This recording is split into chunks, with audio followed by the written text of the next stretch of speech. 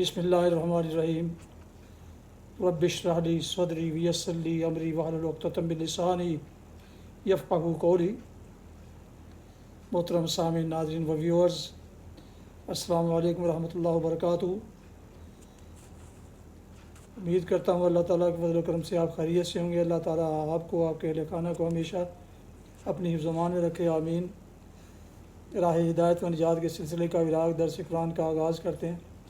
مدرس ہوں گے جناب قاری حافظ مولانا محمد اقبال صاحب، خطیب جامعہ مسجد نگینہ محلہ انصاری شیخو برا۔ یہ روحانی اور قرآنی سلسلے کا وراغ جو سراسر باعث خیر، باعث برکت، باعث نور اور نور ہدایت کا باعث ہے، یہ اپنے یوٹیوب چینل بشیر رشیدی سے پیش کرتا ہوں۔ اگر آپ نے ابھی تک اس چینل کو سبسکرائب نہیں کیا ضرور سبسکرائب کیجیے گا، کیونکہ یہ ایسا ویسا ولاگ نہیں ہے جس میں کوئی قرآن اور حدیث کے علاوہ کوئی ایسی دنیاوی ایکٹیویٹیز میں اس پر اپلوڈ نہیں کرتا، صرف قرآن حدیث کی باتیں ہوتی ہیں۔ لہٰذا اسے ضرور سبسکرائب کیجیے اور دوستوں سے شیئر کر کے، لائک کر کے بیل آئیکن کو بھی ضرور پریس کیجیے کہ تاکہ آنے والے ایسے روحانی اور قرآنی ولاگ دوستوں تک باقاعدہ اور بر وقت پہنچتے رہیں، اور اللہ تعالیٰ کا یہ حکم قرآن پاک کی صورت میں عوام الناس تک پہنچے اور وہ ہدایت پائیں۔ شروع کرتے ہیں درس قرآن۔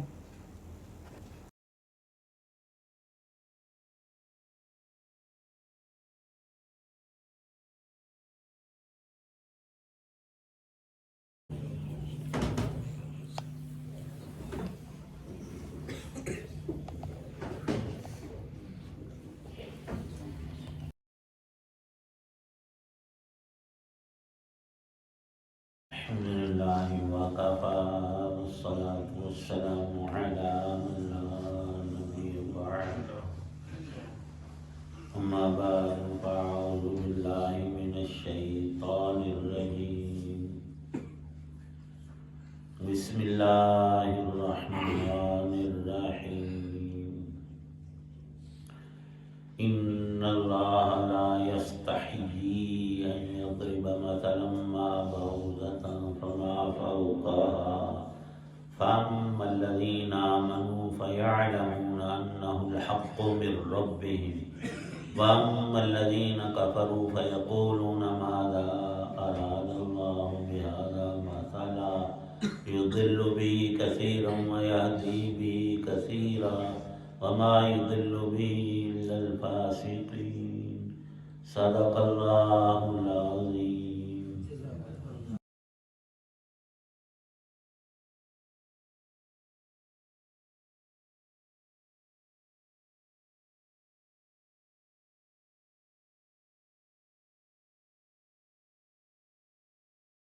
بے شک اللہ اس بات سے نہیں شرماتے کہ وہ کسی بات کو واضح کرنے کے لیے کوئی بھی مثال دے، چاہے وہ مچھر جیسی معمولی چیز کی ہو یا کسی ایسی چیز کی جو مچھر سے بھی زیادہ معمولی ہو۔ اب جو لوگ مومن ہیں وہ خوب جانتے ہیں کہ یہ مثال ایک حق بات ہے جو ان کے رب کی طرف سے آئی ہے۔ البتہ جو لوگ کافر ہیں وہ یہی کہتے ہیں کہ بھلا اس حقیر مثال سے اللہ کا کیا مطلب ہے۔ اس طرح اللہ اس مثال سے بہت سے لوگوں کو گمراہی میں مبتلا کرتا ہے اور بہت سے لوگوں کو ہدایت دیتا ہے، مگر وہ گمراہ انہی کو کرتا ہے جو نافرمان لوگ ہیں۔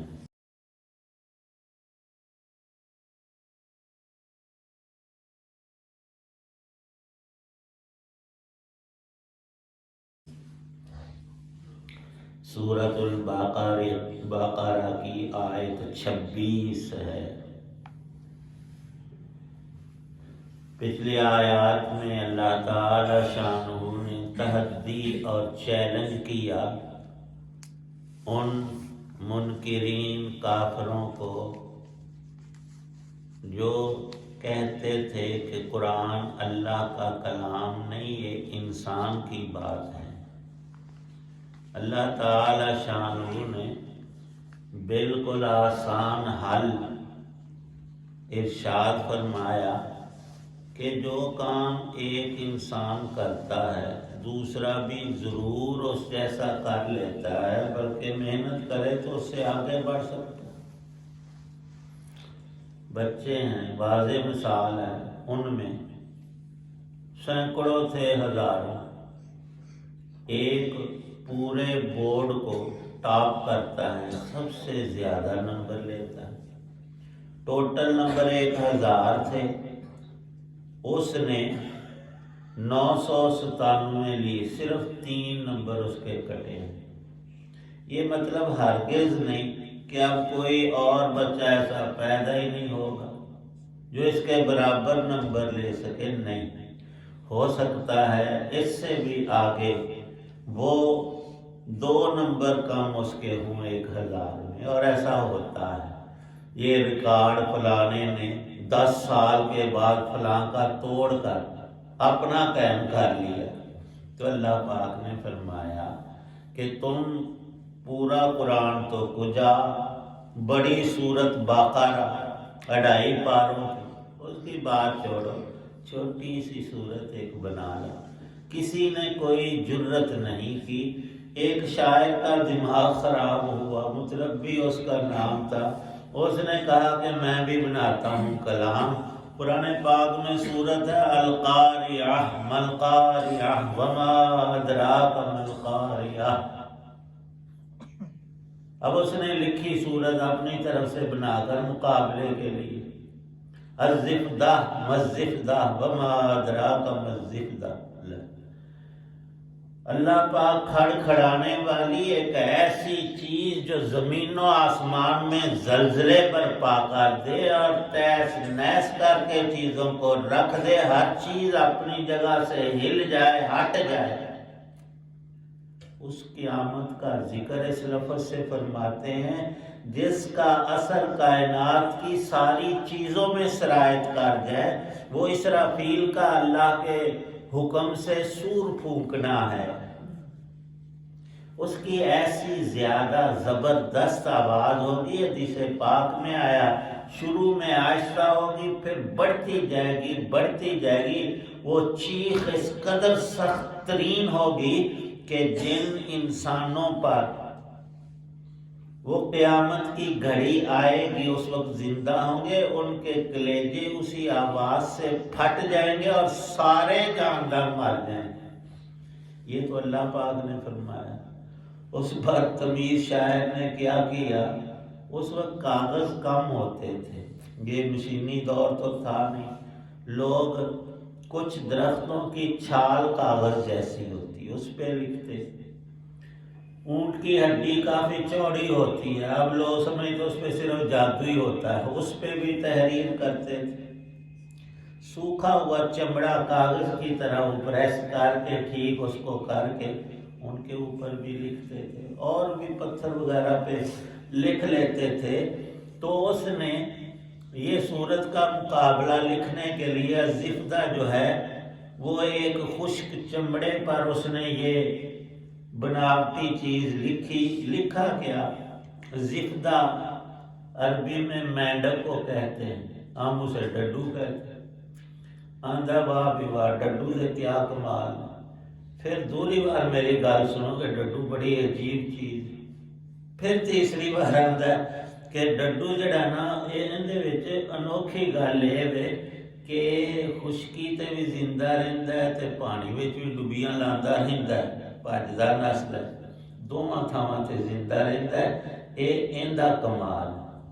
لوکاں کے ویکھو کھچ دکھا، یہ تو بڑا کوئی چول بندہ ہونا ہے، کردا ہے پیا قرآن دا مقابلہ تے ڈڈو تے اون دی او گل جڑے ساری دنیا جہان نو پتہ ہے، وہ ویندے انہوں ذکر کر رہا ہے۔ ایک فصیح شخص نے اسے ایک جملہ لکھ کر بھیجا، تیرے یہ جوڑے ہوئے جو لفظ ہیں نا چمڑے پہ تو نے لکھے ہیں، یہ چمڑا تو جوتے بنانے کے قابل بھی نہیں تو نے چھوڑا، تے نال آکھے تو ساریاں دی بےزتی کروائی، چنگی نک رگڑی، تو اپنے آپ شاعر آنا بڑا پڑھیا لکھیا، تے پڑھیا لکھیا والی گل ایسے اور ایک دو نے ٹمکٹوئیاں ماری، لیکن ہر شخص سمجھتا ہے کہ کیا اللہ کا کلام اور سورج کی طرح چمکدار نورانی اور اس کے سارے پہلو خوبصورت، اور انسان کبھی اس کا مقابل ہو ہی نہیں سکتا۔ ایک تو کیا کجا فرمایا کہ سارے مل جاؤ، اور تم سمجھتے ہو کہ یہ بہت مشکلات میں ہماری مدد کرتے ہیں تو اپنے ٹھاکروں کو بھی ساتھ لے لو، سارے بتوں کو، سارے انسانوں کو، ادیب فصیح سب اکٹھے ہو جاؤ، تم سے قرآن کا مقابلہ تا قیامت نہیں ہوگا۔ اور انہوں نے جب غور کیا کہ یہ تحدی اور چیلنج بڑا زبردست ہے، اس نے تو ہمیں مات کر کے ہرا کر کے رکھ دیا ہے اور ہم سے واقعتاً ایسا ہو نہیں سکے گا، پھر انہوں نے دو آدمی لڑ رہے ہیں نا، ایک تھپڑ مار رہا ہے، مکے مار رہا ہے، اسے ڈنڈے مار رہا ہے، وہ ہے تکڑا، اور جو مار کھا رہا ہے وہ ہے ماڑا، اس کا مقابلے میں وہ ہاتھ بھی نہیں اٹھا پا رہا۔ تو ہمارے معاشرے میں وہ کتوں کا بھی جھگڑا ایسا ہوگا، بڑا کتا بولی وہ تو سامنے دوسرا جڑا چھوٹا وہ ٹوں ٹوں کر، تو کمزور انسان بھی گالی ہی نکالتا ہے۔ اس قسم کی انہوں نے پھر بات سوچی کہ قرآن پاک میں عیب لگائے جائیں، اس میں غلطیاں نکالی جائیں، انگلیاں رکھی، بھی چیز نہیں ٹھیک، بھی غلط ہے۔ اس آیت پاک میں ان کی یہ کرتوت ذکر فرمائی ہے اللہ پاک نے کہ وہ کہنے لگے، مان دین جو مقابلہ کرنا چاہتے تھے اور عاجز ہو گئے، کہنے لگے کہ یہ جی اللہ کا کلام نہیں ہے، کیونکہ اس میں مچھر کی مثال آئی ہے۔ رسول پاک صلی اللہ تعالی علیہ وسلم نے خود ایک حدیث میں مچھر کی نہیں، مچھر کے پر کی مثال دی ہے، اور ارشاد فرمایا ہے کہ اللہ کے نزدیک جس دنیا میں تم رہ رہے ہو اس کی قدر و قیمت ایک مچھر کے پر کے برابر بھی نہیں۔ اگر اتنی سی تھوڑی سی وقت ہوتی اس جہان کی پیدا کرنے والے کے نزدیک تو کسی کافر اور اپنے منکر کو اللہ پاک ایک بوند پانی بھی نہ دیتا۔ ایک بوند تو کیا ساری زندگی وافر پانی ایک کافر کو بھی دے دینا، یہ اللہ نے جس کی تخلیق کی ہے، جو خالق ہے اس دنیا کا، وہ خود فرماتے ہیں کہ یہ بے حیثیت ہے۔ بے حیثیت ہونے میں یہ مثال رسول پاک صلی اللہ علیہ وسلم ارشاد فرما رہے ہیں۔ اللہ پاک نے بھی مچھر کی، مکڑی کی اور ایسی چیزوں کی مثال سمجھانے کے لیے دی ہے۔ اگر کسی چیز کی چھٹائی بیان کرنی ہو تو یہ نہیں کہتے کہ فلاں چیز ہاتھی جتنی ہے، وہ چیونٹی کہیں گے، کوئی چھوٹی سی چیز ہے، چیونٹی جتنی ہے، کیڑی جتنی، یہ تھوڑا ہی ہوگا کہ اس کو کہا جائے یہ آسمان کے برابر ہے۔ تو جو حقیر چیز ہو اس کو سمجھانے کے لیے مثال اسی طرح کی ہوتی ہے۔ اللہ پاک نے اس آیت میں یہ ارشاد فرمایا ہے کہ ان کی سوچ کی خرابی ہے۔ قرآن ہے سراسر ہدایت، یہ اپنے دماغ کو اوندھا اور سوچ کو الٹا کر کے اس میں کیڑے نکالنے کی جو کوشش کرتے ہیں وہ بالکل ناکام ہے۔ ہر سمجھدار کو یہ بات سمجھ آتی ہے اور ہدایت کا باعث بنتی ہے جو اللہ نے فرمایا، اور جو انہوں نے اعتراض کیا ان کا یہ کہنا ہی سرے سے غلط ہے۔ اور اگر تجزیہ کیا جائے، ان سے معاوضہ اور بات کی جائے تقابل میں، تو یہ خود سرنگوں ہو جائیں گے، کسی کے پاس جانے کی بھی ضرورت نہیں، خود سوچ لیں کتنی گمراہی میں پڑے ہیں۔ وما یضل بہ الا الفاسقین، قرآن سے کوئی گمراہ نہیں ہوتا، سب کو ہدایت ملتی ہے سوائے ان بد نصیبوں کے جنہوں نے رب کی نافرمانی پہ کمر باندھ لی ہے کہ ہم نے اللہ کی بات ماننی نہیں، ان کے رسولوں کی بات بھی اللہ ہی کی بات ہے، ان کی اپنی نہیں۔ اور جب کلام الہی موجود ہے قرآن، جو نہیں مانتا وہ صاف کہتا ہے کہ یا اللہ نعوذ باللہ تو سچا نہیں ہے، میں ٹھیک کہتا ہے۔ یہ کیسے ہو سکتا ہے؟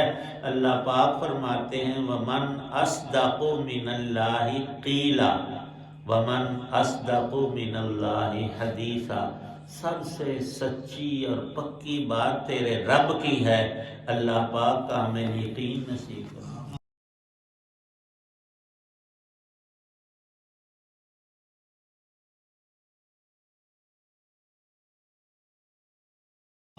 الحمدللہ رب العالمین والصلاة والسلام علی رسولہ النبی الکریم۔ اللہم صلی علی سیدنا محمد وآلہ بقدر حسنہ وجمالہ۔ اللہم اجعل القرآن ربیع قلوبنا ونور صدورنا۔ یا اللہ پاک بیماروں کو تندرستی عطا فرما، ہم سب کی پریشانیاں دور فرما، دین دنیا کی خیر اور برکات عطا فرما۔ تو رحیم کریم ذات ہے، ہم سب پر کرم فرما، فضل فرما، مہربانیاں فرما، تمام بدحالیوں کو خوشحالیوں میں تبدیل فرما۔ یا اللہ پاک دین دنیا کی آسانیاں، نعمتیں، راحتیں دونوں جہان کی ہم سب کو نصیب فرما۔ اتنے حضرات موجود ہیں، سب کی نیک دعاؤں کو قبول فرما۔ ہماری، ہمارے والدین کی، چھوٹے بڑے تمام مسلمانوں کی جو اس جہاں سے چلے گئے یا موجود، مغفرت فرما، کامل بخشش فرما۔ حدیث میں بڑی پیاری دعا ہے اللہم انی اسألک تمام النعمت، دو لفظ ہیں تمام النعمت۔ رسول پاک صلی اللہ علیہ وسلم فرماتے ہیں، خود تشریف فرمائی ہے کہ قیامت کو اللہ عذاب سے تجھے نجات دے دے، جنت میں داخل کر دے، یہ ہے تمام النعمت، پوری اور کامل نعمت یا اللہ ہمیں نصیب فرما۔ صلی اللہ تعالی علی خیر خلق محمد وعلی آلہ واصحابہ واہل بیتہ اجمعین، آمین۔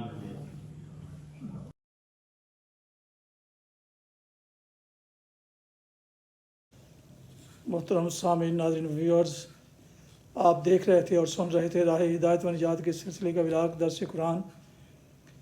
آج کے درس میں سورہ البقرہ کی آیت مبارکہ 26 کی تلاوت، ترجمہ و تفسیر بیان کی گئی، اور مدرس تھے جناب مولانا محمد اقبال صاحب، اور یہ روحانی اور قرآنی ولاغ جو سلسلہ باعث خیر، باعث ثواب اور باعث برکت ہے، نور ہدایت بھی، یہ اس سے میں نے اپنے یوٹیوب چینل بشیر رشیدی سے روزانہ کی بنیاد پر جس پر یہ کرتا ہوں، آج یہ اپلوڈ کیا۔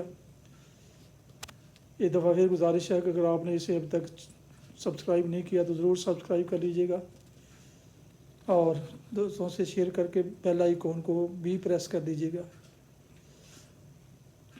اللہ تعالیٰ آپ کا حامی و ناصر ہو۔ اپنا بہت خیال رکھیے گا، اپنی دعاؤں میں پاک وطن، والدین، آبا و اجداد، اعزاء اقارب، دوستوں کے علاوہ اس ناچیز کو بھی اگر شامل فرمائے تو انتہائی شکر گزار ہوں گا۔ اس دعا کے ساتھ آج کا ولاغ ختم کرتا ہوں کہ آپ اور آپ کے اہل خانہ جہاں بھی رہیں، خوش رہیں، آباد رہیں، شاد باد رہیں، آمین۔ السلام علیکم ورحمۃ اللہ وبرکاتہ۔ پاکستان زندہ باد۔ اللہ حافظ۔